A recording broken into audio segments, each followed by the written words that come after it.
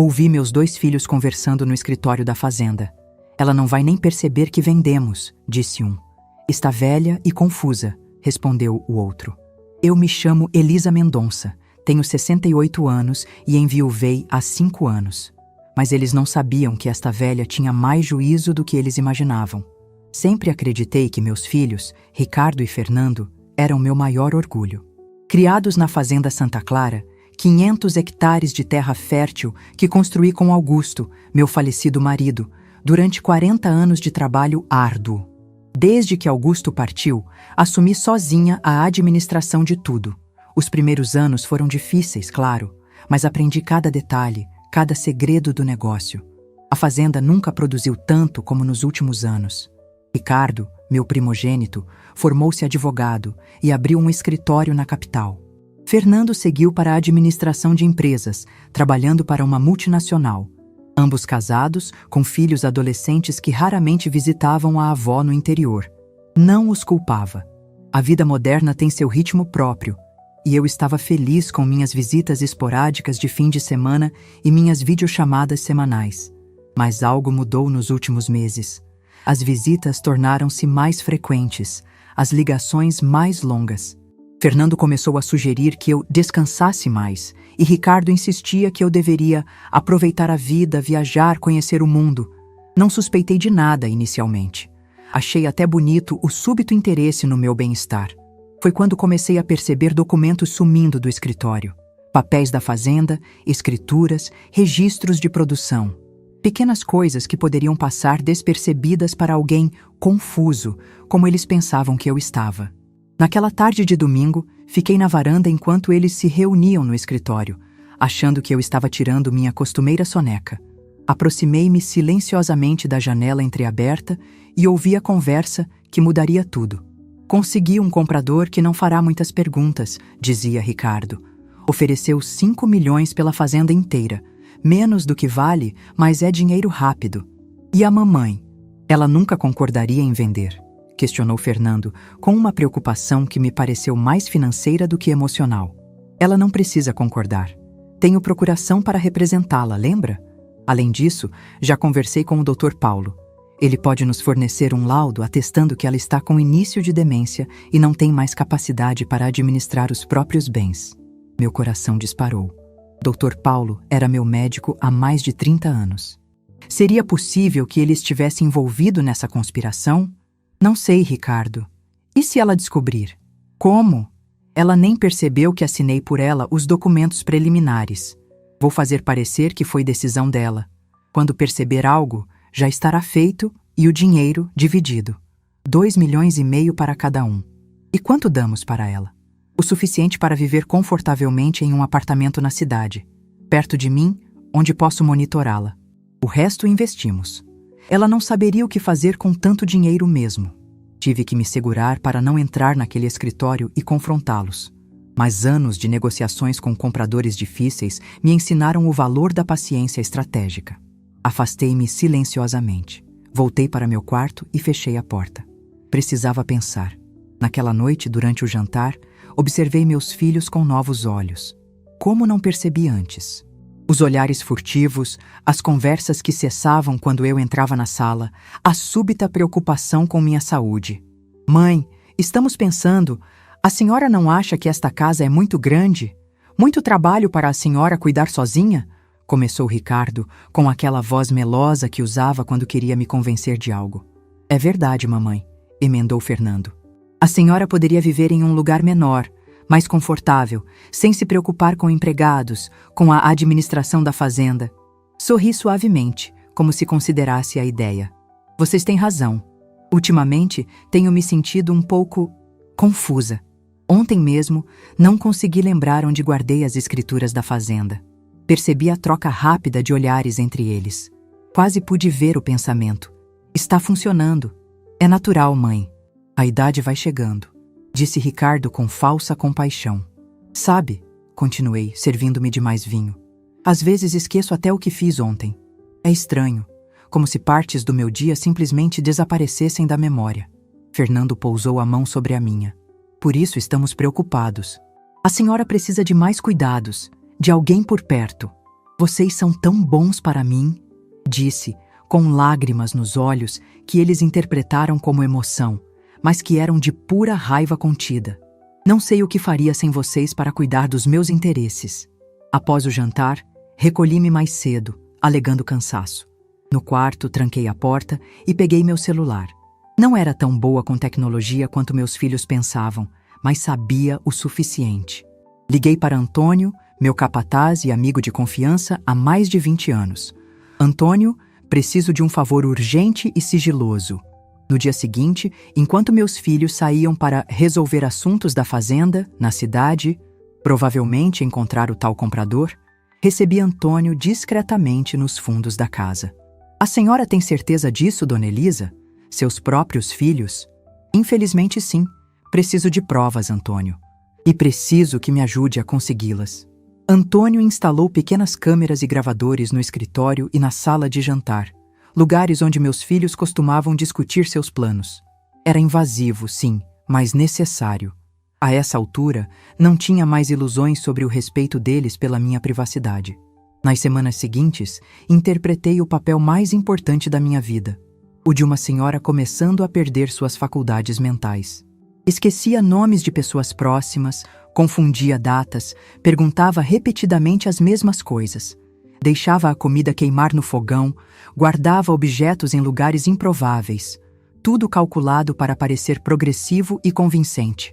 Ricardo e Fernando caíram como patinhos. Logo, estavam discutindo abertamente seus planos na minha frente, achando que eu não compreendia ou não me lembraria depois. Doutor, Paulo concordou em fornecer o laudo semana que vem, comentou Ricardo durante o café da manhã, enquanto eu aparentava dificuldade para reconhecer qual era a minha xícara. E o comprador? Continua interessado? Perguntou Fernando. Mais do que nunca. Mostrei as fotos da propriedade, os registros de produção dos últimos anos. Ficou impressionado. Quer fechar negócio o quanto antes. Senti meu estômago revirar. A fazenda que construímos com tanto sacrifício, que alimentou e educou esses ingratos, estava sendo vendida pelas suas costas. Naquela tarde, fingi uma queda no banheiro. Nada grave, apenas o suficiente para justificar uma visita ao Dr. Paulo. Ricardo prontamente se ofereceu para me levar, ansioso para aproveitar a oportunidade e conseguir o tal laudo. No consultório, pedi para falar a sós com o médico. Ricardo hesitou. Filho, por favor. São assuntos íntimos de uma velha senhora. Relutante, ele saiu da sala. Dr. Paulo, somos amigos há décadas. Preciso saber, meus filhos entraram em contato com o senhor sobre um laudo de demência? O médico pareceu genuinamente surpreso. Sim, dona Elisa. Ricardo mencionou que a senhora estava apresentando sintomas preocupantes. Pediram uma avaliação geriátrica completa. E o senhor pretendia me consultar sobre isso ou simplesmente atender ao pedido deles? Dr. Paulo ficou visivelmente desconfortável. Dona Elisa jamais emitiria um laudo sem uma avaliação adequada. Sou médico, tenho ética. Que bom ouvir isso. Porque estou sendo vítima de uma conspiração, doutor. Meus filhos estão tentando me incapacitar juridicamente para vender minha fazenda. Contei tudo a ele, que escutou, horrorizado. No final, perguntei: o senhor poderia me ajudar? Preciso de tempo para reunir provas suficientes. Dr. Paulo assentiu gravemente. Vou dizer a seu filho que precisamos de mais exames, mais tempo para uma avaliação conclusiva. Isso lhe dará algumas semanas. Quando saí do consultório, Ricardo aguardava ansioso. E então, doutor, o que achou dela? Precisamos de mais exames, Sr. Ricardo. Vários tipos de demência têm sintomas semelhantes. Não podemos nos precipitar. Ricardo não escondeu sua frustração, mas não podia insistir sem levantar suspeitas. Nas semanas seguintes, intensifiquei minha coleta de provas. Com a ajuda discreta de Antônio, documentei conversas, guardei cópias de documentos que encontrava, registrei cada movimento suspeito. Paralelamente, entrei em contato com doutora Helena, uma advogada recomendada por uma amiga da cidade, conhecida por sua discrição e competência. A senhora tem um caso forte, disse ela após examinar as evidências preliminares. Falsificação de assinaturas, tentativa de fraude, abuso de idoso. Mas precisamos ser cautelosas. São seus filhos, afinal. Eu sei, Não quero destruí-los, quero educá-los e recuperar o que é meu por direito. Doutora. Helena sugeriu um plano. Continuaríamos reunindo provas enquanto ela preparava uma ação judicial. No momento certo, confrontaríamos Ricardo e Fernando, dando-lhes uma chance de recuar. Se recusassem, levaríamos o caso à justiça. Enquanto isso, a venda da fazenda avançava. Certa tarde, encontrei em cima da mesa do escritório um contrato preliminar, já com minha assinatura falsificada por Ricardo. Fotografei o documento discretamente e enviei para a doutora Helena. Numa noite, durante o jantar, Ricardo anunciou: "Mãe, encontramos um apartamento perfeito para a senhora na capital, perto do meu escritório, em um condomínio com toda a assistência que a senhora precisa. Já está mobiliado", acrescentou Fernando animadamente. "A senhora pode se mudar na próxima semana." "Tão rápido?" perguntei, fingindo confusão. "E a fazenda? Quem vai cuidar dela?" "Não se preocupe com isso, mãe", disse Ricardo, trocando um olhar cúmplice com Fernando. "Cuidaremos de tudo para a senhora." "Vocês são tão bons para mim", murmurei, baixando os olhos para esconder a fúria que sentia. "Quando poderei conhecer esse apartamento?" "Podemos ir amanhã mesmo", respondeu Fernando, entusiasmado com minha aparente cooperação. No dia seguinte, visitamos o tal apartamento. Era bonito, sim, mas minúsculo comparado à minha fazenda. Um quarto, uma sala pequena, cozinha americana. "Para a senhora não ter muito trabalho", explicou Ricardo. Notei as grades nas janelas, a ausência de varanda. Uma prisão elegante era o que parecia. "Gostei muito", menti. "Quando posso me mudar?" Meus filhos não cabiam em si de contentamento. O plano deles estava funcionando perfeitamente. Ou assim pensavam. De volta à fazenda, encontrei uma mensagem de doutora Helena. "Temos o suficiente. Quando quiser agir, estamos prontos." Naquela noite, sozinha em meu quarto, tomei minha decisão. Deixaria o golpe avançar mais um pouco, até o ponto de não retorno. Deixaria que assinassem o contrato definitivo, que recebessem o dinheiro da venda. Só então mostraria quem realmente era Elisa Mendonça.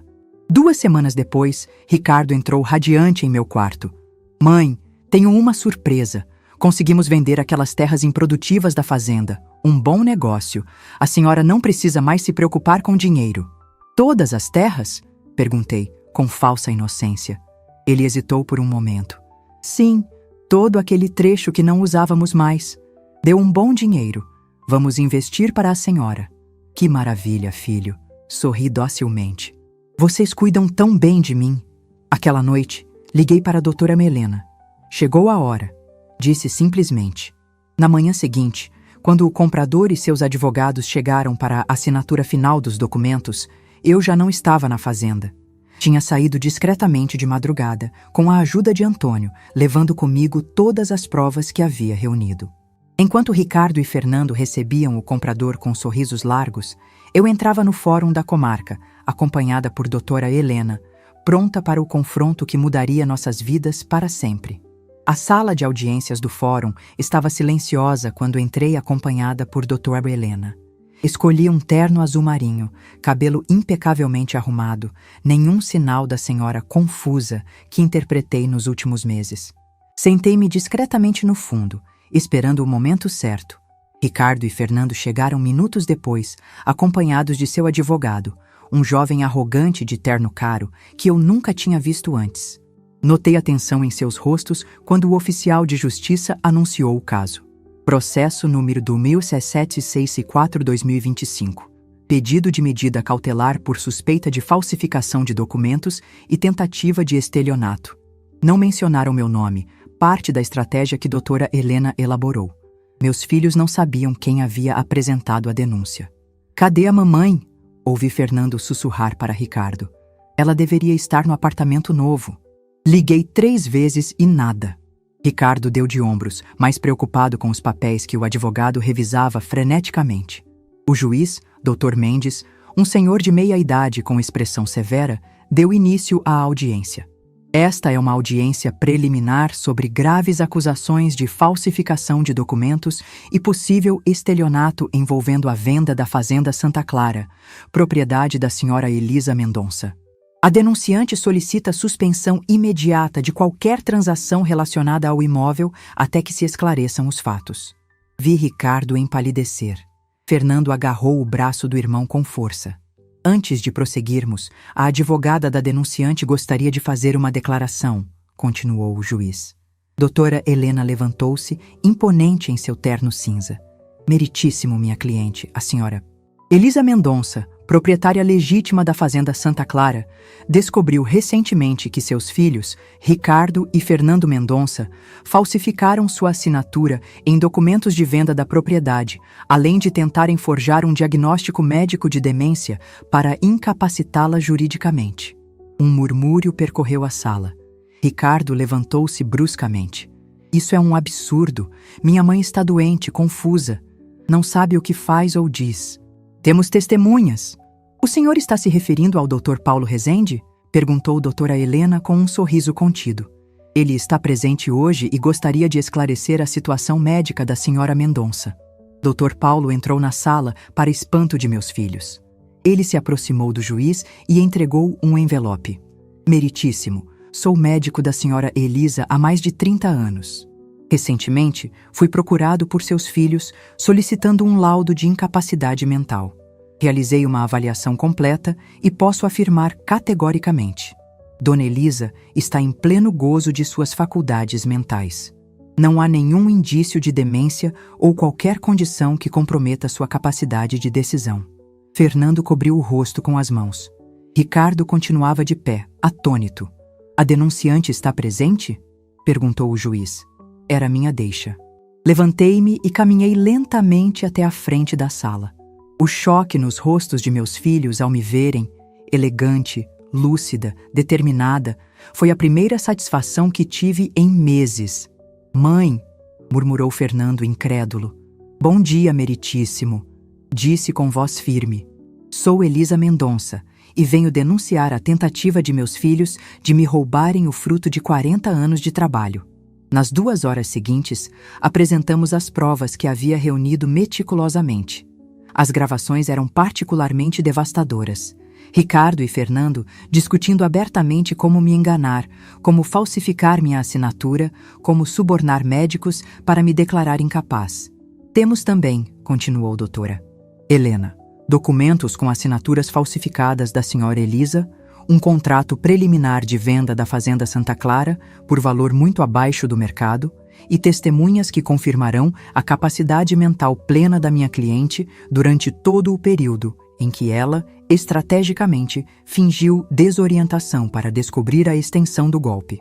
O juiz examinava cada prova com atenção.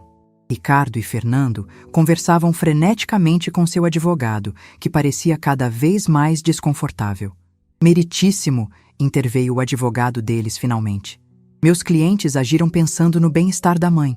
Talvez tenham cometido erros de julgamento, mas... Erros de julgamento? Interrompeu o juiz. Estamos falando de falsificação de documentos, tentativa de fraude, potencial abuso de pessoa idosa.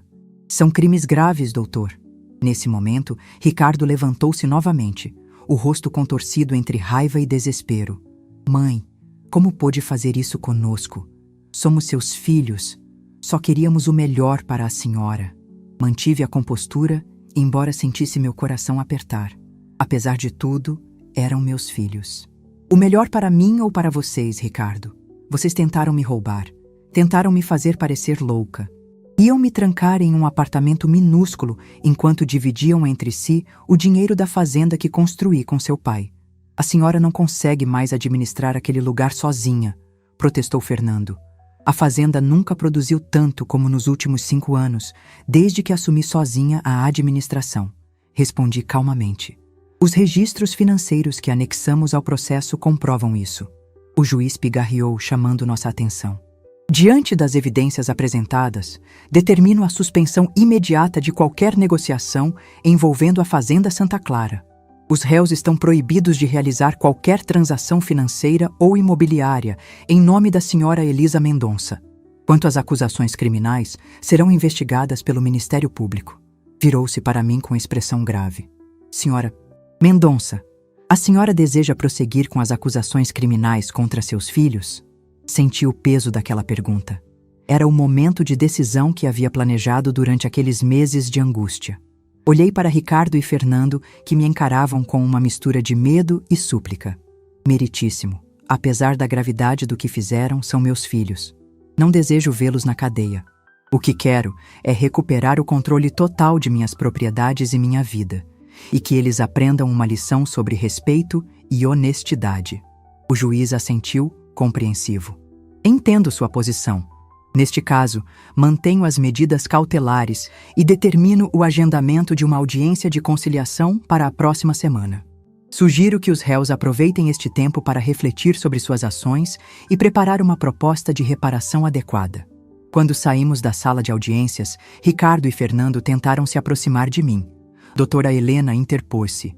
Minha cliente não deseja conversar neste momento. Qualquer comunicação deve ser feita através de mim. No caminho de volta à fazenda, onde Antônio me aguardava ansiosamente, refleti sobre o poder que nunca soube que tinha. Não apenas o poder legal como proprietária, mas o poder da sabedoria acumulada em décadas de vida. Meus filhos me subestimaram terrivelmente, assumindo que minha idade significava fraqueza, que meu amor por eles significava submissão. A senhora foi incrível hoje, comentou doutora Helena enquanto dirigia. Muitos dos meus clientes idosos não teriam a coragem ou a presença de espírito para fazer o que a senhora fez. Sabe, Helena, descobri algo nesses últimos meses. A velhice não é sinônimo de fragilidade. É uma força diferente, mais sutil, mas não menos poderosa. Aprendi a observar antes de agir, a planejar em vez de reagir impulsivamente. E o que a senhora planeja agora? Sorri, sentindo uma estranha paz apesar de tudo. Agora vou mostrar a meus filhos que podem existir consequências sem destruição, que posso perdoar sem esquecer, e que, acima de tudo, exijo respeito, não por ser mãe deles, mas por ser quem sou. Quando chegamos à fazenda, Antônio veio correndo nos receber. Seu rosto mostrava preocupação.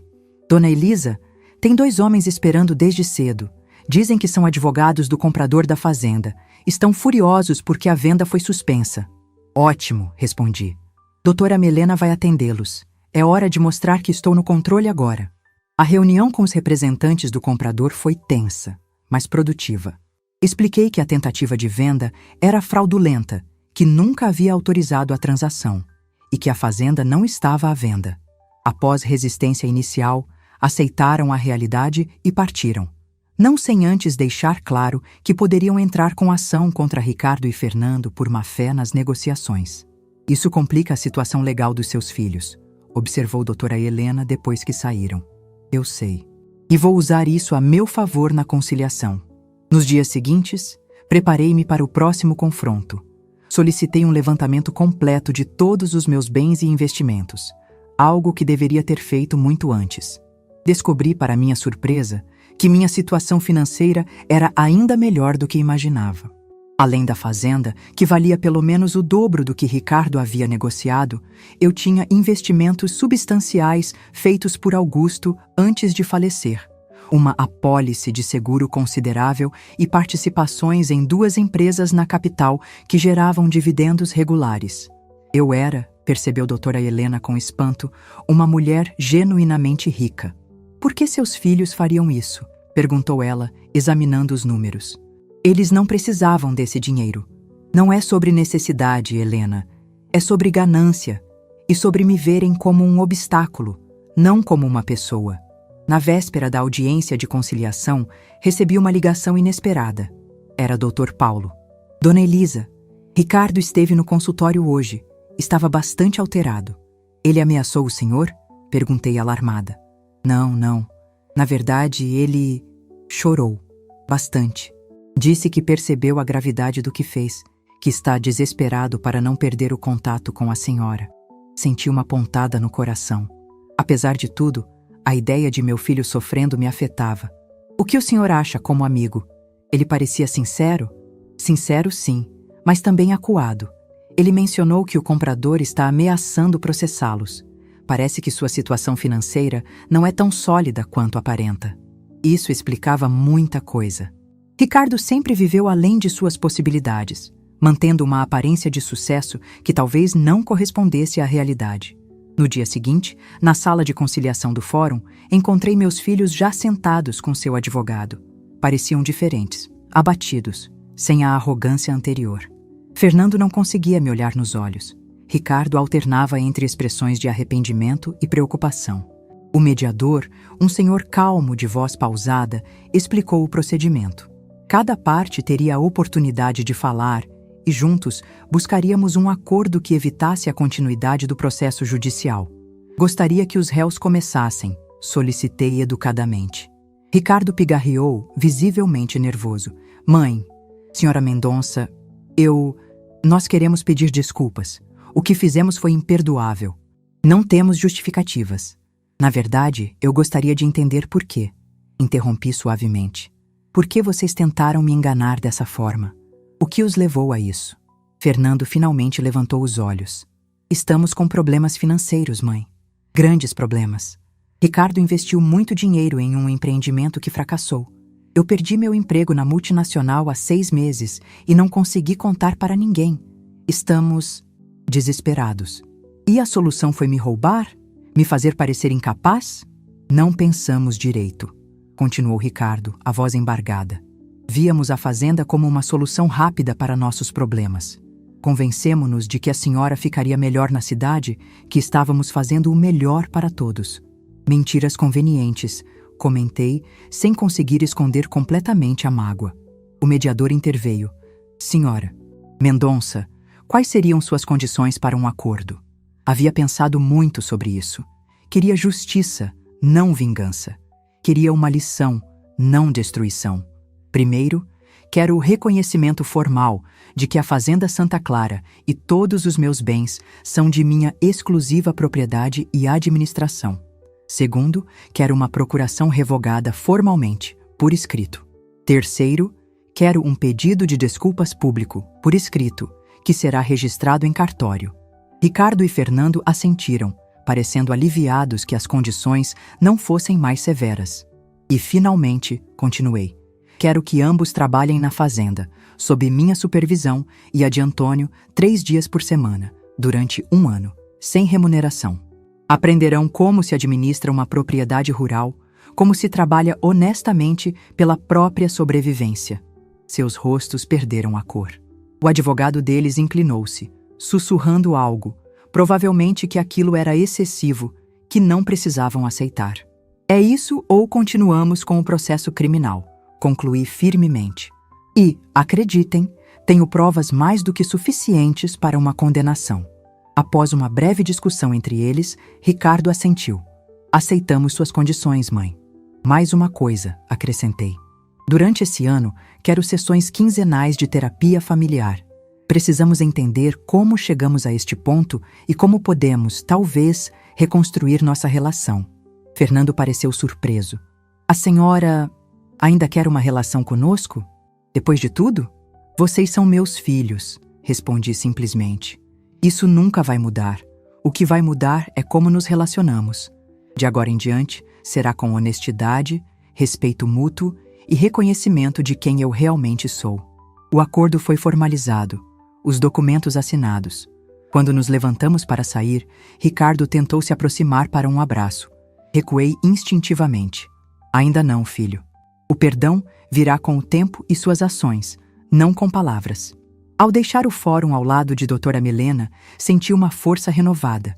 Não era apenas a vitória legal que me fortalecia, mas a descoberta de meu próprio poder.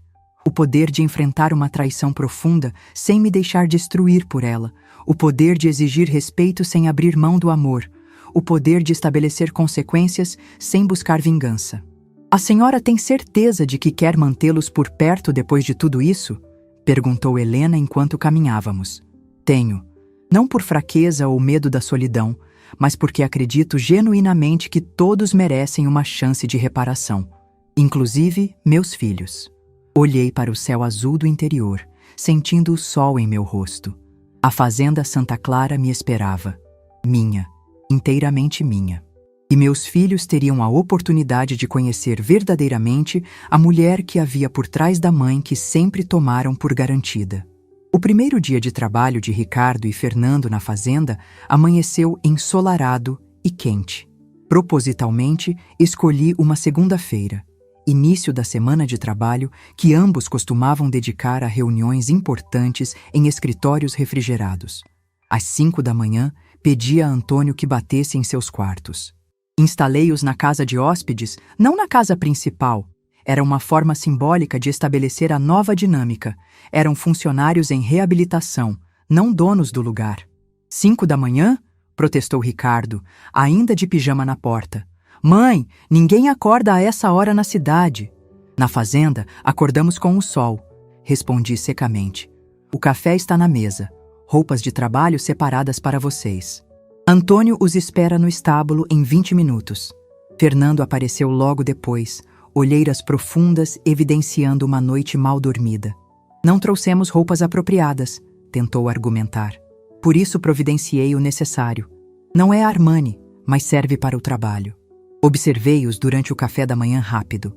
Ricardo comia em silêncio, claramente tentando adaptar-se à situação. Fernando parecia mais resistente, mal tocando na comida, verificando compulsivamente o celular. Sem celulares durante o trabalho, anunciei, estendendo a mão. Podem usá-los no horário de almoço e após o expediente. Isso é ridículo, protestou Fernando. Tenho entrevistas de emprego agendadas, preciso estar disponível. Deveria ter pensado nisso antes de tentar me roubar, respondi calmamente. Os celulares, por favor. Relutantes, entregaram os aparelhos. Vi o desconforto em seus rostos. Para homens como eles, acostumados a controlar situações, a conexão digital era quase uma extensão de seu poder. Agora, estavam literalmente desconectados, sob minhas regras. No estábulo, Antônio aguardava com 2 baldes e forcados. Seu rosto era impassível, mas percebi um brilho de satisfação em seus olhos. Durante anos, havia testemunhado como meus filhos tratavam os funcionários da fazenda, com indiferença, quando não com condescendência. Bom dia, doutores. Hoje vamos limpar o estábulo. Depois, alimentar o gado. À tarde, precisamos consertar a cerca do pasto norte. Ricardo engoliu em seco ao ver o estado do estábulo. Fernando nem tentou disfarçar sua repulsa. Isso é trabalho de peão, não nosso, murmurou, alto o suficiente para que todos ouvissem. E o que vocês são agora, se não peões em treinamento? Respondi cruzando os braços. Suas mãos manicuradas vão formar calos, e isso será bom para vocês. Talvez assim valorizem mais o trabalho que sustentou sua educação cara, seus carros importados, suas viagens internacionais. Deixei-os aos cuidados de Antônio e voltei para a casa principal. Através da janela do escritório, observava periodicamente. Como esperado, o trabalho era desajeitado, ineficiente. Antônio, com paciência que eu não teria, mostrava repetidamente como fazer cada tarefa. Por volta das 10 da manhã, Ricardo já havia desistido do casaco que insistira em usar, mesmo sob o calor. Sua camisa branca, agora manchada de suor e sujeira, grudava em seu corpo. Fernando, sempre mais atlético, aguentava melhor fisicamente, mas seu rosto revelava um misto de indignação e desconforto. Ao meio-dia, chamei-os para o almoço. Sentamos na grande mesa da cozinha. Eu, meus filhos, Antônio e 2 outros funcionários. Era outra mensagem silenciosa. Aqui, todos se alimentavam juntos, sem hierarquias artificiais. Como foi amanhã? Perguntei casualmente, servindo-lhes a comida simples mas farta. Exaustiva, admitiu Ricardo, surpreendendo-me com sua franqueza. Nunca pensei que limpar um estábulo fosse tão complexo. Não é complexo, corrigiu Antônio. É trabalhoso, diferença importante. E você, Fernando? O que achou? Meu filho mais novo deu de ombros, remexendo a comida sem entusiasmo. Sinceramente, acho que estamos desperdiçando tempo e talentos. Eu poderia estar procurando emprego, Ricardo poderia estar administrando o escritório dele, e eu poderia estar vivendo em um apartamento minúsculo na cidade, acreditando estar com demência, enquanto vocês dividiam o dinheiro da minha fazenda. Completei suavemente. Mas aqui estamos. O silêncio que seguiu foi quebrado apenas pelo som dos talheres. Durante a refeição, devolvi os celulares conforme prometido. Ambos verificaram mensagens freneticamente, como viciados em abstinência. Preciso fazer algumas ligações, disse Ricardo, levantando-se assim que terminou de comer. Tem 15 minutos, informei. Depois, cerca do Pasto Norte. A tarde foi ainda mais reveladora. O trabalho na cerca exigia força física e habilidade com ferramentas, ambas escassas em meus filhos urbanos. Ricardo, pelo menos, observava atentamente as instruções de Antônio, tentando aprender. Fernando continuava resistente, fazendo o mínimo necessário. Às 6 da tarde, quando o sol começava a se pôr, declarei encerrado o primeiro dia. Estavam exaustos, sujos, com bolhas nas mãos desacostumadas ao trabalho pesado. Banho, jantar e descanso, ordenei. Amanhã começamos às 5 novamente. Amanhã? Questionou Fernando. Pensei que o acordo fosse 3 dias por semana. E segunda, terça e quarta. Hoje é apenas segunda-feira, filho. Durante o jantar, notei que conversavam menos, comiam mais. O trabalho físico havia despertado apetites adormecidos por anos de refeições apressadas em restaurantes caros. Vocês sabem, comentei enquanto servíamos a sobremesa. Seu pai começou assim, exatamente como vocês hoje. Sem saber nada sobre o campo, com mãos macias de menino da cidade. Mas aprendeu, cresceu, construiu tudo isso. Pai nunca nos contou isso, murmurou Ricardo, genuinamente surpreso. Porque vocês nunca perguntaram, nunca se interessaram pela história dele, pela nossa história. Assumiram que tudo sempre existiu, que a prosperidade era um direito de nascença, não o resultado de décadas de trabalho duro. Aquela noite, recolheram-se cedo, sem energia para protestos ou discussões. Pela janela, vi as luzes da casa de hóspedes se apagarem antes das 9. O segundo dia seguiu padrão semelhante, embora tenha notado pequenas mudanças. Ricardo acordou pontualmente, sem necessidade de Antônio bater em sua porta. Fernando ainda resistia, mas já não verbalizava tanto suas queixas. A tarefa do dia era mais técnica: aprender sobre a alimentação adequada dos diferentes tipos de gado, entender o sistema de rotação de pastagens que implementei nos últimos anos, que havia aumentado significativamente a produtividade da fazenda. O segredo está no respeito ao ritmo natural, expliquei enquanto caminhávamos pelo pasto. Não podemos forçar a terra além do que ela pode dar sustentavelmente. É uma parceria, não uma exploração. Como uma empresa bem administrada, observou Ricardo, fazendo a primeira conexão genuína com seu próprio mundo. Exatamente. A diferença é que aqui, quando maltratamos nossos funcionários, a terra, os animais, os trabalhadores, a conta chega mais rápido. Não dá para esconder os problemas com marketing ou contabilidade criativa. À tarde, chegou o momento que eu planejara cuidadosamente. Levei-os à antiga sala de Augusto, que mantive intacta desde sua morte. Ali estavam os registros de 4 décadas da fazenda. Cada decisão, cada compra, cada safra, cada nascimento de bezerro, tudo documentado meticulosamente. Aqui está a verdadeira história da Fazenda Santa Clara, disse, abrindo um dos muitos livros de registros. Seu pai e eu começamos com 50 hectares, não 500. A casa principal era um casebre de 2 cômodos, não tínhamos funcionários além de nós mesmos. Ricardo folheava os livros com interesse genuíno. Fernando permanecia à distância, ainda resistente a qualquer coisa que pudesse parecer uma lição. Cada hectare adicional foi comprado com trabalho, planejamento e, às vezes, sacrifício. Houve anos em que perdemos quase tudo por causa de secas ou doenças no rebanho. Anos em que tivemos que escolher entre pagar a escola de vocês ou expandir a propriedade. E escolheram a escola, completou Ricardo baixinho. Sempre. Vocês eram nossa prioridade. Queríamos que tivessem oportunidades que não tivemos. Formação universitária, experiências internacionais, opções. Nunca imaginamos que essas mesmas oportunidades os afastariam tanto dos valores que tentamos ensinar. Na quarta-feira, o 3º dia consecutivo de trabalho, percebi uma mudança mais significativa. Ricardo acordou antes mesmo de Antônio chamá-lo e encontrei-o na cozinha preparando café para todos.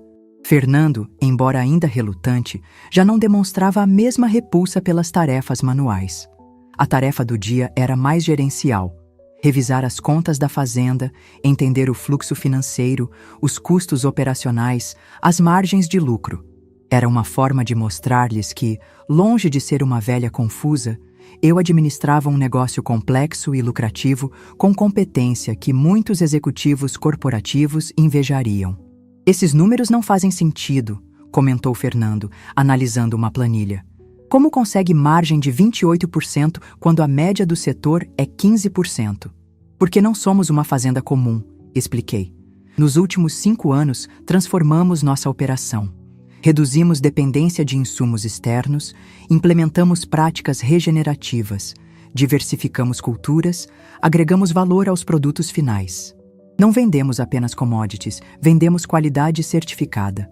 Fernando assentiu, absorvendo a informação com olhos de administrador. Pela primeira vez, vi respeito genuíno em seu olhar. Vocês realmente achavam que eu não conseguia mais administrar este lugar? Perguntei diretamente. Ricardo teve a decência de parecer envergonhado. Não era bem isso, mãe. Achávamos que seria melhor para a senhora, mais confortável, mais conveniente para vocês, completei. Vamos ser honestos, pelo menos agora. Sim, admitiu Fernando surpreendentemente. Era conveniente. A fazenda vale muito. Pensamos em resolver nossos problemas financeiros de uma vez. E subestimamos a senhora. Drasticamente. Aquela admissão, por mais simples que fosse, representava o primeiro passo real em nossa jornada de reconciliação. Não era um pedido elaborado de desculpas, mas era honesto. E a honestidade era o que mais me importava agora. Após o almoço, sugeri algo diferente. Hoje à tarde, cada um de vocês vai acompanhar um funcionário diferente. Ricardo com Antônio, Fernando com Joaquim. Observem, perguntem, aprendam. Quero que vejam a fazenda pelos olhos deles. Era outra lição planejada.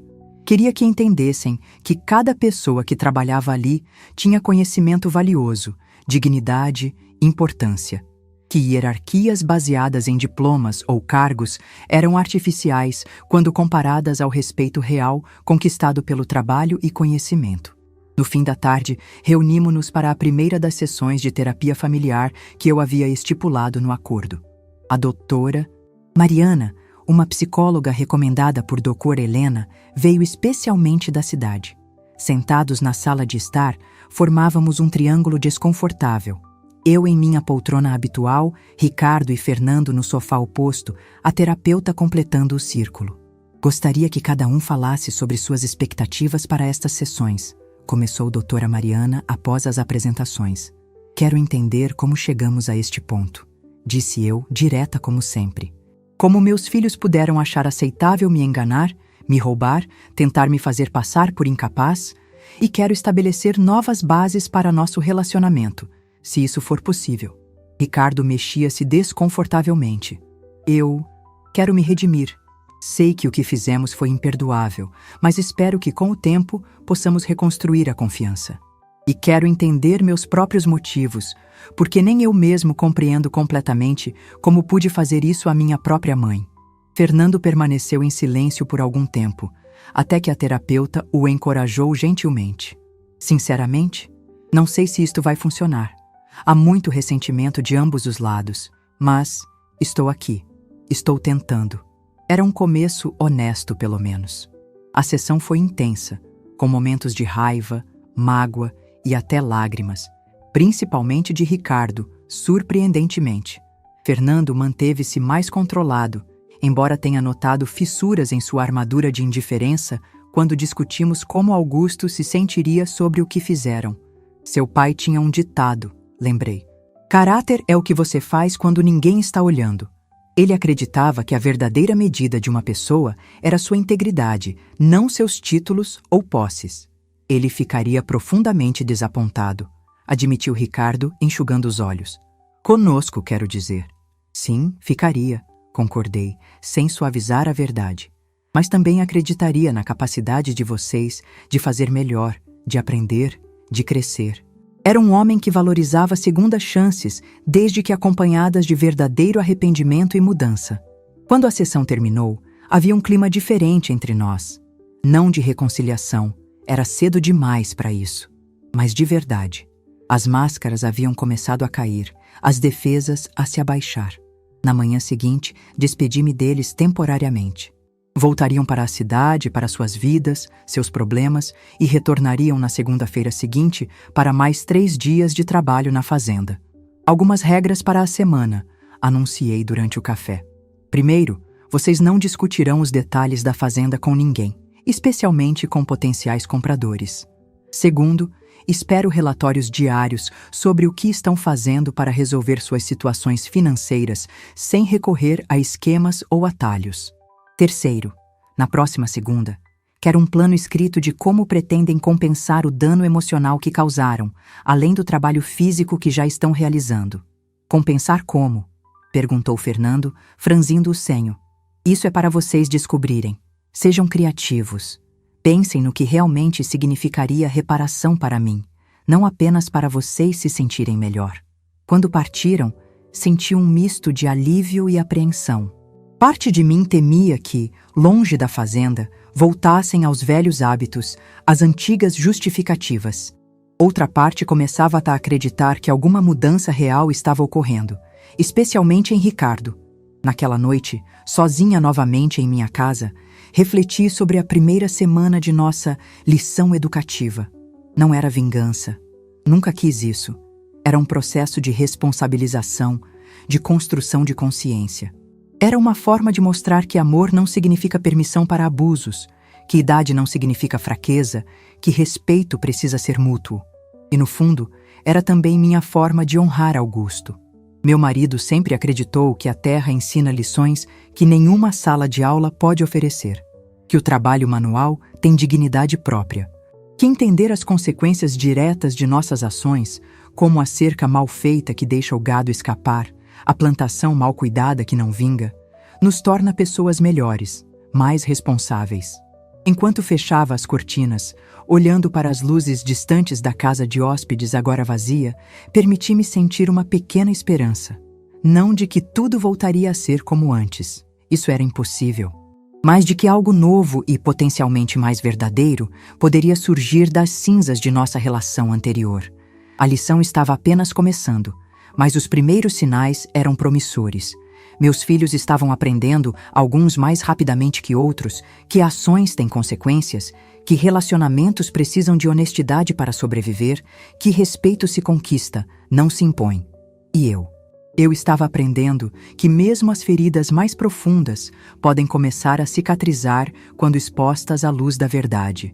Que força não está em esconder a dor, mas em usá-la como catalisadora de mudança. Que às vezes o amor mais profundo se expressa através dos limites mais firmes. As semanas seguintes estabeleceram uma nova rotina. Toda segunda-feira, Ricardo e Fernando chegavam à fazenda, trocavam seus ternos por roupas de trabalho e se integravam à dinâmica do lugar por 3 dias consecutivos. Depois, retornavam à cidade para lidar com suas vidas profissionais e pessoais. Foi no início da 4ª semana que notei as primeiras mudanças físicas significativas. As mãos, antes macias, agora apresentavam calos evidentes.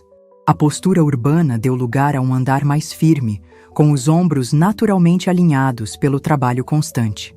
Os rostos, antes perpetuamente tensos com preocupações urbanas, agora exibiam o bronzeado saudável de quem trabalha ao ar livre. Mas as transformações mais importantes ocorriam por dentro, em ritmos diferentes para cada um deles. Ricardo adaptou-se com surpreendente facilidade. Sua natureza analítica, antes aplicada a contratos e processos judiciais, agora encontrava satisfação em compreender os complexos sistemas da fazenda. Fazia perguntas pertinentes, anotava informações, ficava após o expediente conversando com Antônio sobre técnicas de manejo. Fernando, por outro lado, continuava resistente, embora de forma menos explícita. Cumpria suas tarefas com competência crescente, mas sem o entusiasmo ou curiosidade do irmão. Ainda tratava aquilo como uma punição a ser suportada, não como uma oportunidade de aprendizado ou reparação. Na 6ª semana, decidimos fazer o balanço mensal da fazenda juntos. Sentados na ampla mesa do escritório, espalhamos planilhas, relatórios de produção e projeções financeiras. Estou impressionado, mãe, admitiu Ricardo, analisando os números. A margem de lucro aumentou consistentemente nos últimos 5 anos, mesmo com as secas e a instabilidade do mercado. Porque adaptamos a operação, expliquei. Enquanto as grandes fazendas apostam tudo em monocultura e volume, nós diversificamos. Temos o gado, sim, mas também a produção orgânica certificada, o laticínio artesanal, o programa de visitas educativas para escolas. Diferentes fontes de receita, diferentes safras ao longo do ano. Exatamente como diversificação de portfólio, observou Fernando, falando mais para si mesmo que para nós. Era o primeiro comentário genuinamente interessado que fazia. Precisamente. Os princípios são os mesmos, a escala é que muda. E aqui, cada decisão tem consequências visíveis, tangíveis. Quando erramos, a terra nos mostra imediatamente. Naquela noite, durante o jantar, Ricardo trouxe um assunto que claramente o incomodava há semanas. Mãe, preciso lhe contar algo. Meu escritório de advocacia está praticamente falido. Fernando encarou o irmão, surpreso com a revelação espontânea. Perdi vários clientes importantes nos últimos anos. Tentei manter as aparências, o escritório luxuoso, os funcionários, mas a verdade é que estou afundado em dívidas. Foi por isso... foi parte do motivo pelo qual concordei com o plano da venda da fazenda. Assenti, sem demonstrar surpresa. Já suspeitava de algo assim. E você, Fernando, também quer compartilhar sua situação real? Meu filho mais novo hesitou, mexendo na comida com o garfo. Perdi meu emprego há 8 meses. Não por corte de gastos, como disse antes, mas por má conduta. Fiz alguns arranjos nas contas da empresa para resolver problemas financeiros pessoais.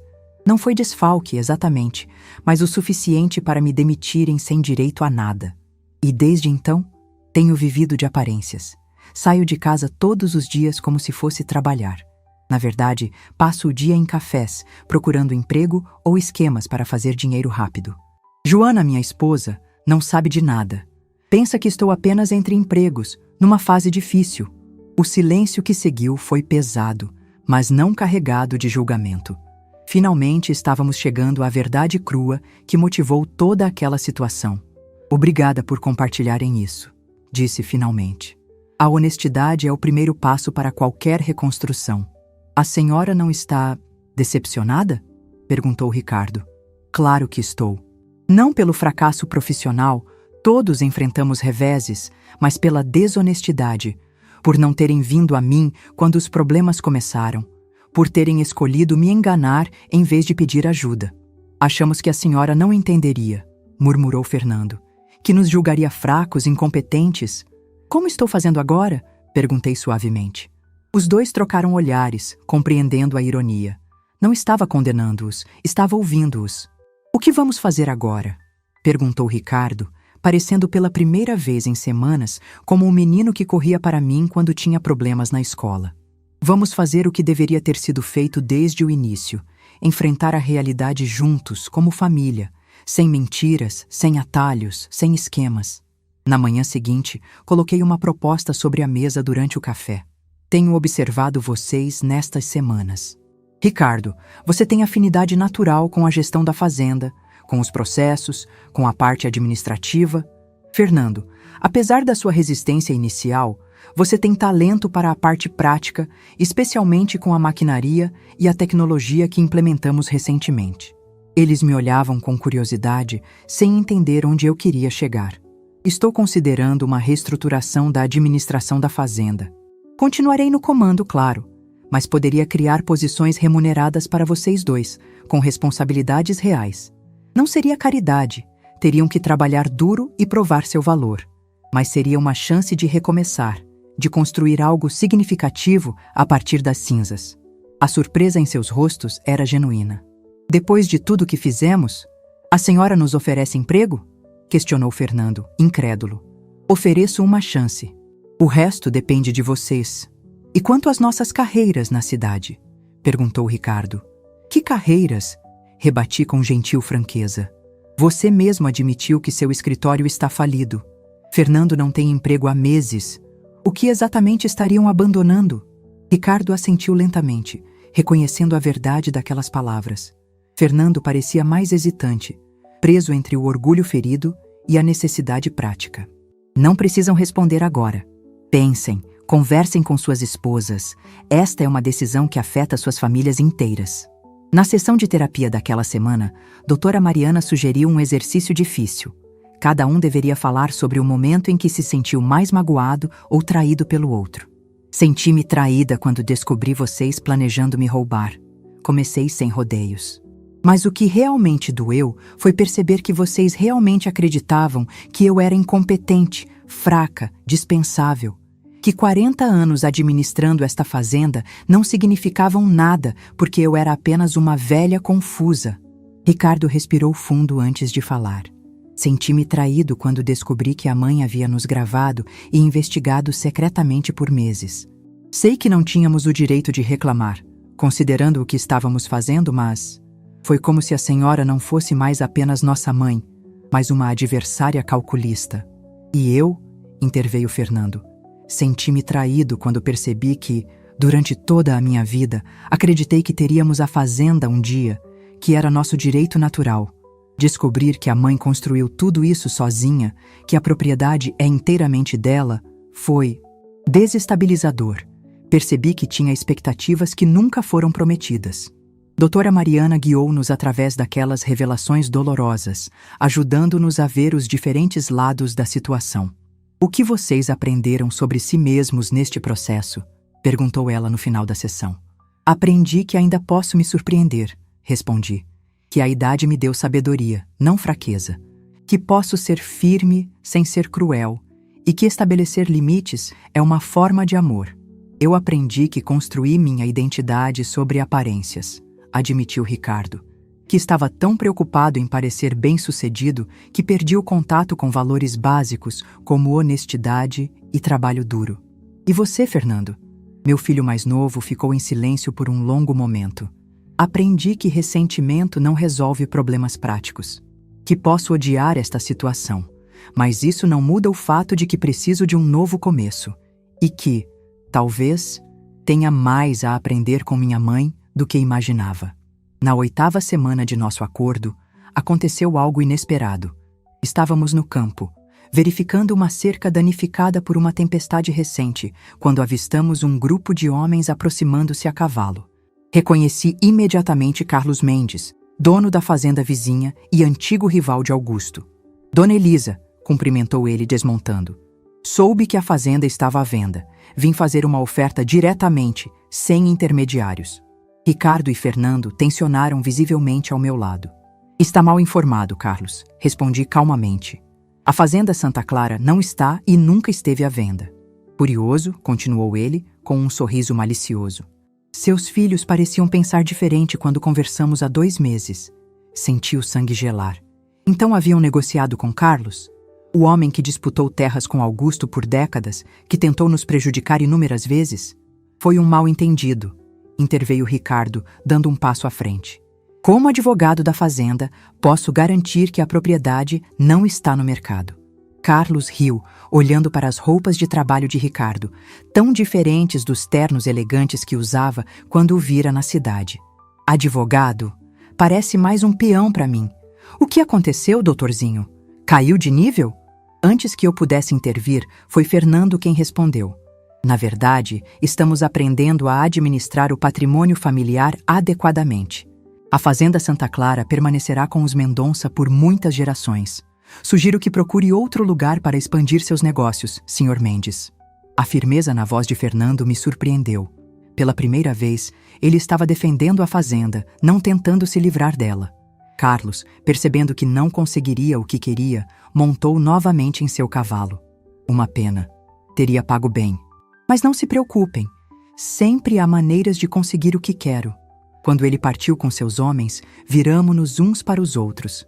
Vocês realmente negociaram com Carlos Mendes?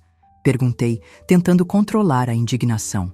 Não chegamos a negociar formalmente, explicou Ricardo, visivelmente envergonhado. Ele nos abordou quando soube que estávamos sondando o mercado. Ofereceu uma quantia considerável em dinheiro vivo, sem muitas perguntas. Chegamos a considerar.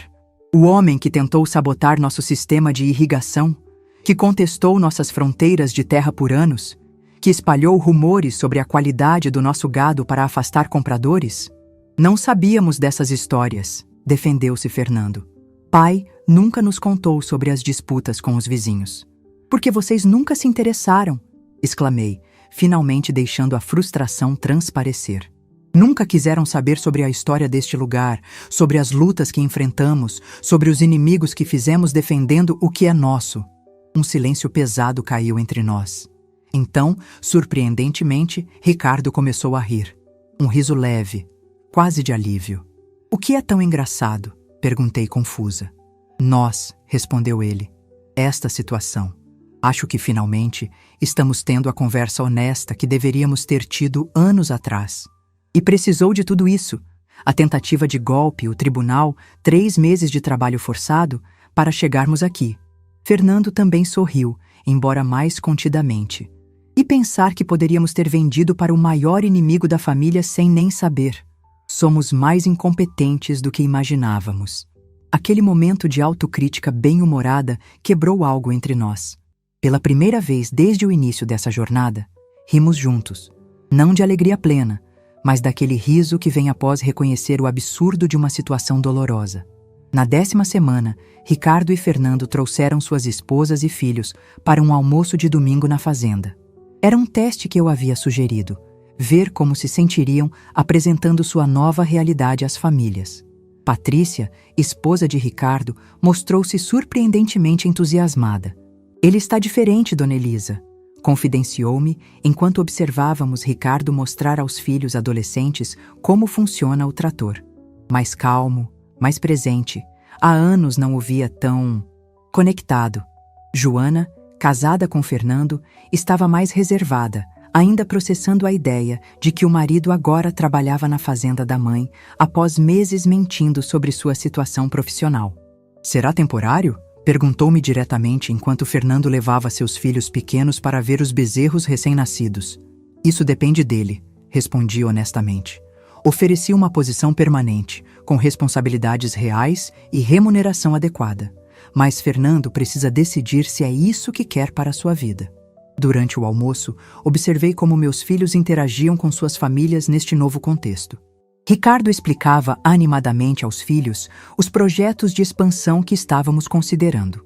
Fernando, embora mais contido, respondia com paciência às perguntas das crianças sobre a vida no campo. No final da tarde, quando todos se preparavam para retornar à cidade, Ricardo me procurou em particular. Conversamos, Patrícia e eu. Queremos aceitar sua proposta. Vamos nos mudar para a casa de hóspedes permanentemente. As crianças terminarão o ano letivo na cidade, mas depois se transferirão para uma escola local. Tem certeza? É uma mudança radical. Absoluta. Na verdade, sinto como se estivesse voltando para casa, não deixando-a. Fernando e Joana demoraram mais 2 semanas para decidir. Finalmente, aceitaram uma versão modificada da proposta. Fernando trabalharia na fazenda 4 dias por semana, mas manteriam a casa na cidade, onde Joana continuaria seu trabalho como professora universitária. Na nossa última sessão oficial de terapia, a 20ª, marcando o fim do período estipulado no acordo judicial, Doutora Mariana pediu que cada um compartilhasse uma reflexão final sobre a jornada dos últimos 5 meses. Comecei este processo querendo apenas justiça e respeito, confessei. Nunca imaginei que terminaria com meus filhos genuinamente interessados na fazenda, trabalhando ao meu lado por escolha própria. É uma transformação que ainda me surpreende. Eu vim para cá como punição, disse Ricardo. Hoje, vejo como o maior presente que poderia ter recebido. Redescobri não apenas a fazenda, mas minha própria capacidade de construir algo real, tangível, honesto. Fernando, sempre o mais reticente, falou por último. Ainda estou processando tudo isso. Não posso dizer que amo o trabalho rural como Ricardo parece amar. Mas aprendi a respeitar este lugar, sua história e, principalmente, a mulher que o manteve funcionando todos estes anos. E estou grato pela chance de recomeçar, de mostrar aos meus filhos um caminho diferente do que eu estava seguindo. Doutora Mariana sorriu, satisfeita com o progresso evidente. Famílias são organismos vivos, em constante evolução. O que vocês viveram foi traumático, sim, mas também transformador. A pergunta agora é: como levarão essas lições para o futuro? Na manhã seguinte, oficialmente o último dia do acordo judicial, levantei-me antes do amanhecer e caminhei até o pequeno cemitério familiar no alto da colina. Ali, diante da lápide simples de Augusto, contei-lhe em silêncio tudo o que havia acontecido. Você sempre acreditou que eles voltariam um dia, murmurei para a brisa suave da manhã. Que a terra os chamaria de volta, como chamou a você. Estava certo, meu velho. Só não imaginamos que o caminho seria tão tortuoso. Quando voltei para casa, encontrei Ricardo e Fernando já de pé, preparando o café da manhã para todos. Era um pequeno gesto, mas significativo. Eles não estavam mais esperando ser servidos, estavam contribuindo. Então, disse Fernando servindo o café, hoje acaba oficialmente nossa sentença. Somos homens livres novamente. E o que pretendem fazer com essa liberdade? Perguntei, aceitando a xícara que me oferecia. Ricardo e Fernando trocaram olhares, depois sorriram para mim. Estávamos pensando em começar expandindo o programa de visitas educativas, disse Ricardo. Há um potencial enorme para agroturismo que não estamos explorando. E implementar aquele sistema de energia solar que discutimos, acrescentou Fernando. Podemos cortar os custos operacionais em quase 40% no primeiro ano. Sorri, sentindo uma emoção que não esperava. Orgulho genuíno.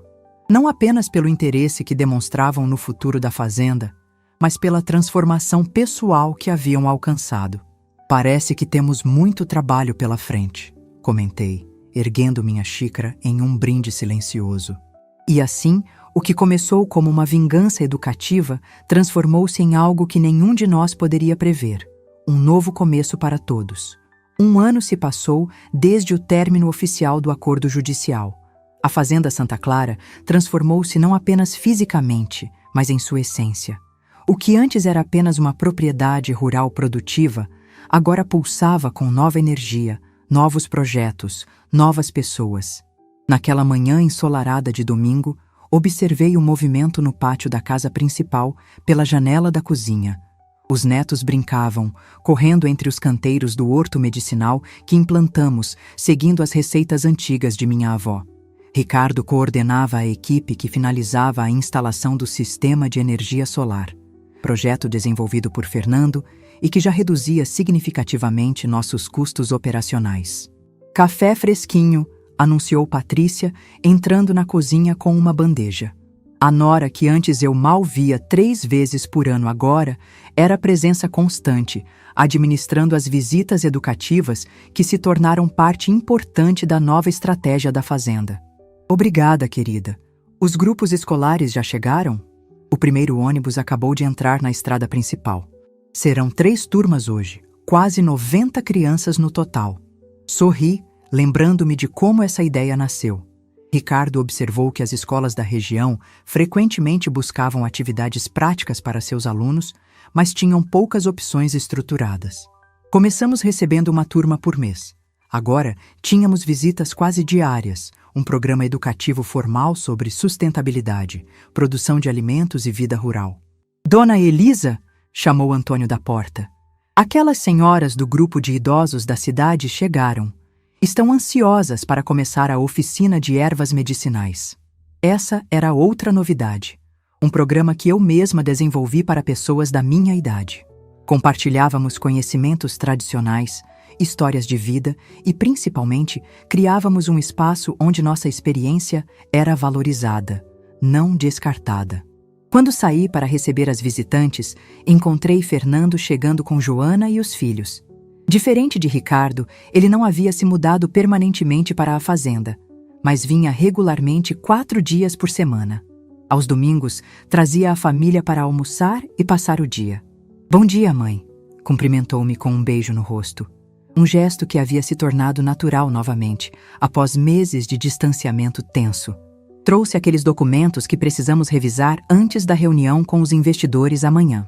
O projeto de energia renovável da fazenda havia crescido tanto que agora planejávamos expandir para propriedades vizinhas, criando uma pequena cooperativa energética regional. Fernando, com sua formação em administração, liderava a captação de recursos e as negociações. Durante a manhã, enquanto conduzia o grupo de idosas pelo horto medicinal, observava discretamente a dinâmica familiar que se desenvolvia ao redor. Ricardo, aos 42 anos, parecia mais jovem e energético do que quando trabalhava no escritório de advocacia na cidade.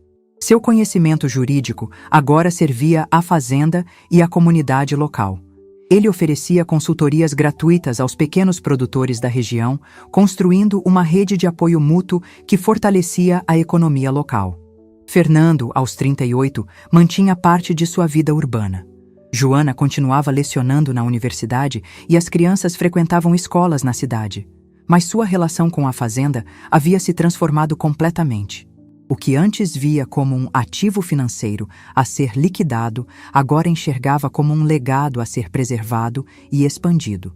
Seu olhar para negócios, antes focado apenas em lucro rápido, agora contemplava sustentabilidade, impacto social, continuidade. Ao meio-dia, reunimos-nos todos para o tradicional almoço de domingo. A grande mesa da varanda comportava agora não apenas a família imediata, mas também funcionários como Antônio e sua esposa, alguns visitantes regulares como doutora Helena, que se tornara amiga, e ocasionalmente vizinhos que vinham conhecer nossos projetos. Um brinde, propôs Ricardo, erguendo sua taça. A mulher que nos ensinou o verdadeiro significado de força e sabedoria. Senti o rubor subir as faces enquanto todos erguiam suas taças em minha direção. Sem essa formalidade, protestei suavemente. Não fiz nada além do que qualquer mãe faria para proteger o que é seu e ensinar valores aos filhos. A maioria das mães não precisa fingir demência para desmascarar os filhos golpistas, comentou Fernando com um sorriso irônico, arrancando risadas de todos. Era verdade. Nossa história havia se tornado quase uma lenda na região. Muitos detalhes permaneciam apenas entre nós, claro, mas o essencial, como uma senhora de quase 70 anos havia superado em estratégia 2 filhos urbanos que tentaram enganá-la, circulava como um conto edificante.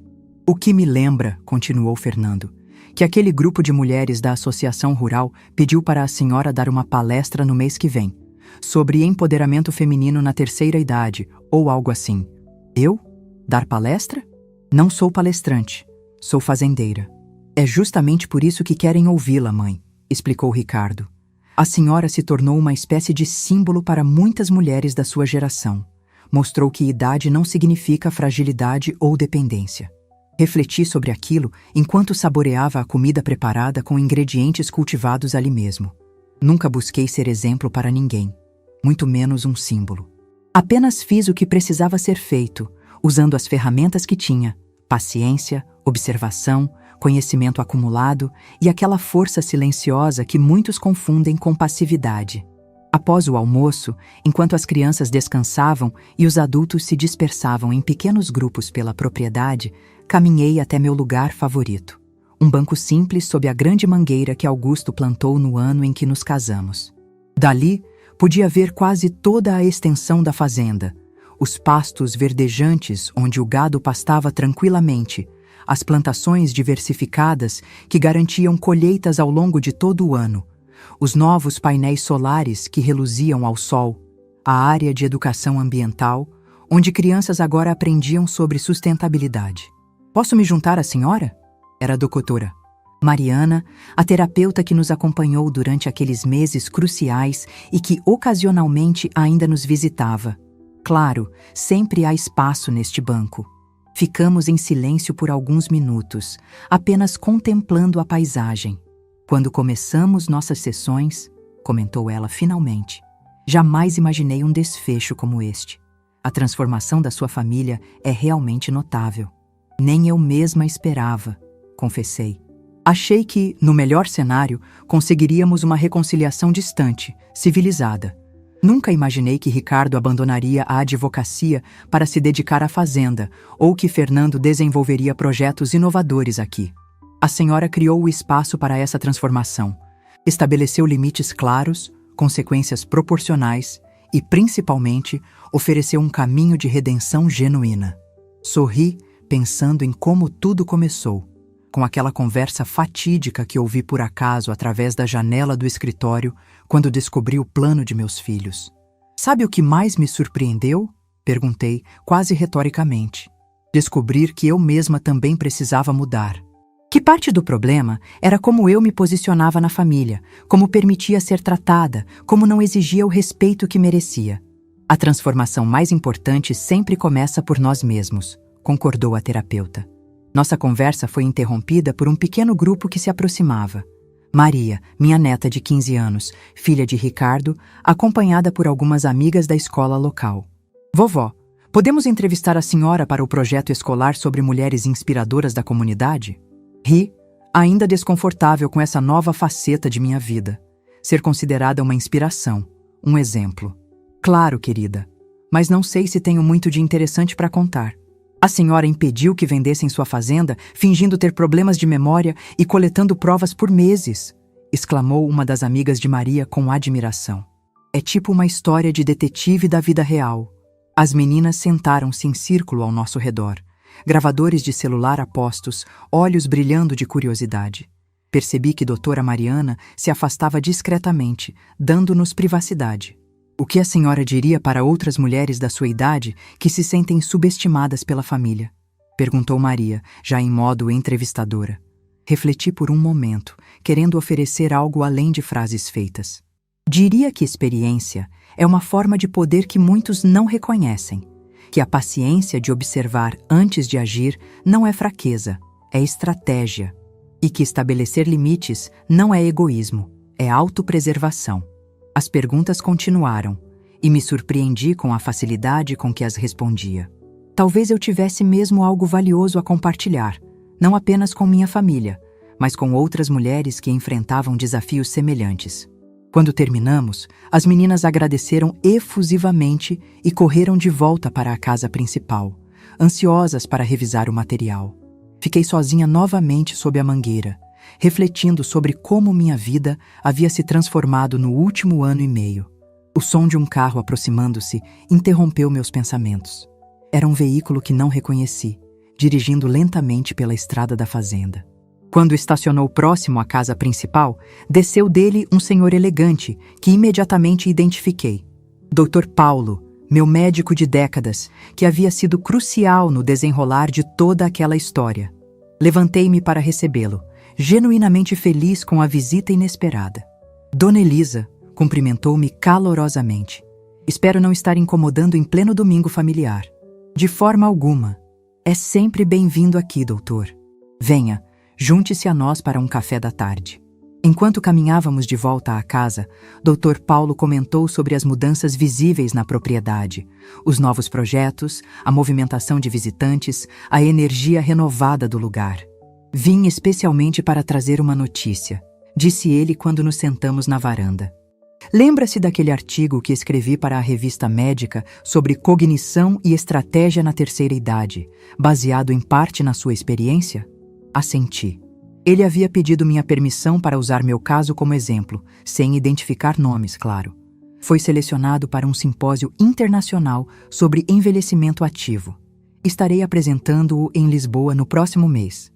E pensei que a senhora poderia se interessar em me acompanhar, talvez compartilhar sua perspectiva pessoalmente. A proposta me pegou completamente de surpresa. Eu? Em Lisboa? Falando em um simpósio internacional? Doutor, sou apenas uma fazendeira do interior?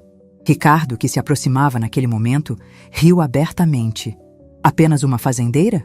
Mãe, a senhora é a pessoa mais estrategista que conheço. Devia aceitar. Seria uma experiência incrível. E poderíamos aproveitar para visitar produtores rurais portugueses, acrescentou Fernando, juntando-se à conversa. Pesquisar novas técnicas, talvez estabelecer parcerias, seria uma viagem de trabalho e prazer. Percebi que estavam genuinamente entusiasmados com a ideia, não apenas sendo educados. E, para minha própria surpresa, senti uma fagulha de empolgação acender dentro de mim. Nunca saí do Brasil, confessei. Augusto e eu sempre planejamos viajar quando os meninos crescessem, mas então veio a expansão da fazenda, depois a doença dele. Mais um motivo para ir agora, incentivou Ricardo. Pai ficaria orgulhoso. Vou pensar no assunto, prometi, embora já soubesse que a ideia havia me conquistado. Quando a tarde avançava para o crepúsculo, começaram os preparativos para o retorno de Fernando e sua família à cidade. Ricardo e Patrícia, que agora viviam permanentemente na fazenda, ajudavam a carregar o carro com cestas de produtos frescos que sempre mandávamos com eles. Observando aquela cena familiar cotidiana, tive um momento de clareza cristalina. A traição de meus filhos, embora dolorosa, havia sido o catalisador de uma transformação necessária. Sem aquela crise, provavelmente continuaríamos em nossa dinâmica anterior. Eu, administrando a fazenda sozinha, gradualmente perdendo força. Eles, vivendo na cidade, cada vez mais distantes da terra e dos valores que tentamos incutir-lhes. A dor havia sido o preço da renovação, e valera a pena. Naquela noite, após todos se recolherem, sentei-me na varanda com um chá de erva cidreira. A lua cheia iluminava suavemente os contornos da fazenda, e o silêncio da noite era quebrado apenas pelos sons noturnos da natureza. Grilos, sapos, o ocasional pio de uma coruja.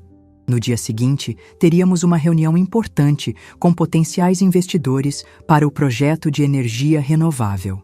Na terça, receberia um grupo de mulheres da minha idade interessadas em aprender sobre horto medicinal. Na quarta, acompanharia Ricardo em uma visita ao cartório da cidade para finalizar a documentação que formalizaria oficialmente a nova estrutura administrativa da fazenda, com ambos os filhos como sócios minoritários, mas com direitos e responsabilidades claramente definidos. Minha vida, aos 70 anos, estava mais ativa e significativa do que nunca havia sido. O celular vibrou sobre a mesa. Era uma mensagem de Fernando. Chegamos bem. Obrigado pelo dia de hoje. Boa noite, mãe. Respondi com um simples boa noite, filho, mas meu coração estava cheio. Aquela mensagem corriqueira, que muitos considerariam banal, representava para mim a reconstrução de uma ponte que quase havia sido destruída permanentemente. Na manhã seguinte, acordei cedo como de costume. Enquanto o resto da casa ainda dormia, peguei meu caderno e comecei a fazer anotações para minha possível palestra na Associação Rural. Nunca me considerei oradora, mas talvez minha história pudesse ajudar outras mulheres a encontrarem sua própria voz, seu próprio poder. Intitulei as notas: O que aprendi fingindo demência, lições sobre poder, respeito e recomeços aos 70 anos. Ricardo encontrou-me assim, concentrada na escrita, quando veio tomar seu café. A senhora realmente vai fazer aquela palestra? Perguntou surpreso. Acho que sim. E talvez aceite o convite para Portugal também. Como você mesmo disse ontem, seu pai ficaria orgulhoso. Ele sorriu, servindo-se de café. Sabe o que mais me impressiona em tudo isso, mãe?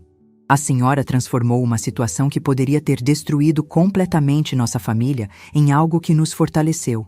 Muitas pessoas teriam simplesmente cortado relações conosco depois do que fizemos. Ou, no outro extremo, teriam fingido que nada aconteceu, perpetuando o padrão tóxico. Eu também teria essa tentação anos atrás, admiti. Mas a idade me ensinou que existem muitos caminhos entre o rompimento total e a aceitação passiva. Encontrei um caminho intermediário, de responsabilização com chance de redenção. Quando Patrícia e as crianças se juntaram a nós, a conversa mudou naturalmente para os afazeres do dia. Mas aquela troca breve com Ricardo ficou ecoando em minha mente. Eu havia, de fato, encontrado uma terceira via. Não a vingança que destruiria meus filhos e alienaria meus netos, nem a submissão que sacrificaria minha dignidade e autonomia. Escolhi o caminho mais difícil, o da justiça restaurativa, que exige tanto firmeza quanto compaixão, tanto limites claros quanto abertura para o novo. E nesse processo, não apenas salvei minha fazenda e reestabeleci minha autoridade, mas descobri uma nova dimensão de mim mesma. Uma mulher que, aos 70 anos, não estava no ocaso da vida, mas em pleno florescer de possibilidades. Enquanto observava minha família reunida para o café da manhã, Ricardo discutindo os planos do dia com Patrícia, meus netos debatendo animadamente sobre o projeto escolar, senti uma profunda gratidão, não apenas pelo que havia preservado, mas pelo que havia conquistado. Uma nova vida construída sobre as cinzas da antiga, mais autêntica, mais consciente, mais plena. A fazenda, que meus filhos quase venderam por considerá-la um fardo para uma velha confusa, agora pulsava com nova energia e propósito. E eu, que eles julgaram incapaz de administrar minha própria vida, agora inspirava outras mulheres a encontrarem sua força interior. Sorri ao pensar no título que havia escolhido para minhas anotações. O que aprendi fingindo demência soava quase cômico agora, mas continha uma verdade profunda. Às vezes, precisamos parecer fracos para descobrir nossa verdadeira força. Precisamos perder algo valioso para compreender seu real significado. Precisamos enfrentar a traição para redescobrir a lealdade genuína. E, principalmente, precisamos ter a coragem de exigir respeito, mesmo e talvez especialmente daqueles que mais amamos.